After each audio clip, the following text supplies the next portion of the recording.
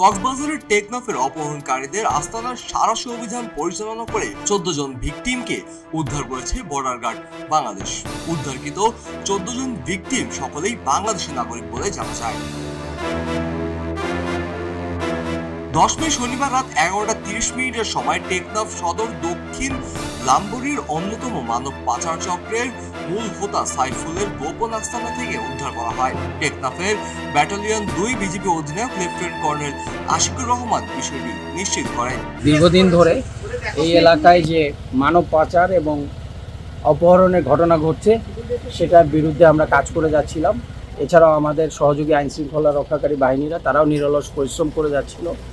তো তারই ভিত্তিতে আমরা বিভিন্ন সময় তথ্য উপাত্তের ভিত্তিতে বিভিন্ন অভিযান পরিচালনা করেছি এবং তারই সূত্র ধরে আজকের এই অভিযান পরিচালনা, যেখানে আমরা দীর্ঘদিন যাবৎ 14 জন বাংলাদেশি নাগরিককে বিভিন্ন জায়গা থেকে অপহরণ করে এখানে আটকে রাখা হয়েছিল এবং সেই সূত্র অনুযায়ী আমরা তথ্য অনুযায়ী অভিযান পরিচালনা করে 14 জনকেই সুস্থ শরীরে উদ্ধার করতে সক্ষম হয়েছি। অভিযান পরিচালনা শেষ হয় নাই, আপনারা আমাদের সাথে ছিলেন এই অভিযান পরিচালনাকালীন সময়।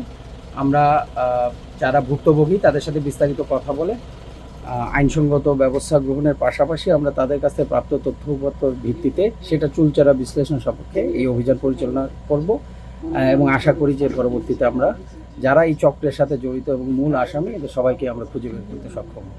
প্রাথমিকভাবে জানা যায় বিভিন্ন জেলা এবং উপজেলা থেকে দালালদের মাধ্যমে বিভিন্ন সময় মোবাইল ফোনে নানা ধরনের প্রলোভন দেখিয়ে তাদের ধরে নিয়ে এসে জিম্মি করে দুর্গম আস্তানায় রাখা হয়েছিল। অপহরণকারীরা ভুক্তভোগীদের পরিবারের কাছ থেকে মোটা অঙ্কের মুক্তিপণ দাবি করেছিলেন। ভুক্তভোগীদেরকে মুক্তিপণের টাকার জন্য ভয়াবহ শারীরিক নির্যাতন চালানো হয়েছে বিভিন্ন সময়। এই বিষয়ে বিজিবি আরও আইনগত ব্যবস্থা নেওয়ার আশ্বাস জানিয়েছে।